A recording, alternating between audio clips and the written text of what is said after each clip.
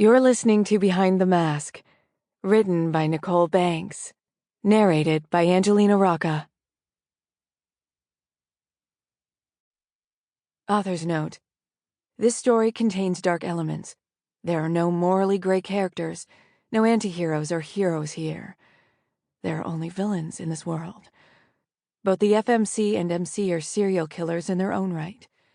While the death scenes are few and far between, reader discretion is advised. If dark elements in your story are not your cup of tea, please put this book down and do not go any further. This is your only warning. Trigger warning. There's talk of suicide, sexual assault of a minor, child abuse. There's mention of blood play and cutting. I tried to keep such things to a minimum without sacrificing the story. Please note, this is a work of fiction. While I'm fully aware that some things in the story are not how it works in the real world, I took creative liberty to fit the narration of the story. Please remember, this is a fictional world. Now that that's out of the way, come meet Zayah and B in their twisted playground.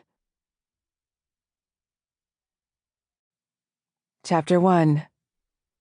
Her screams had long since died down the moment the truth had finally settled in. She wasn't going to make it out of this alive. Or in one piece, either. Her screams had filled his ears with such a sweet symphony, he could listen to her fear on repeat. He wished he could record her so he could play it whenever the mood called for it.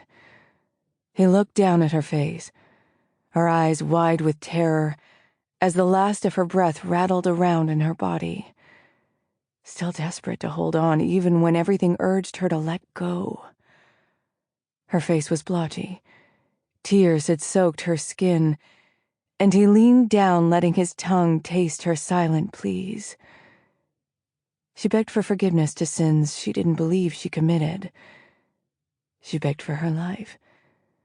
Offered up things he didn't want in exchange for her freedom.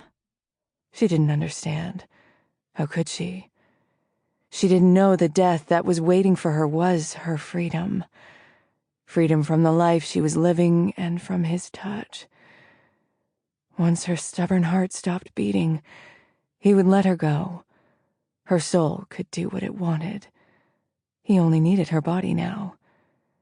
His perfect dolls had never known sorrow, had never suffered any pain until him. Even their bodies were void of any real flaws. They had such perfect skin. A blank canvas to turn. Sample complete. Ready to continue?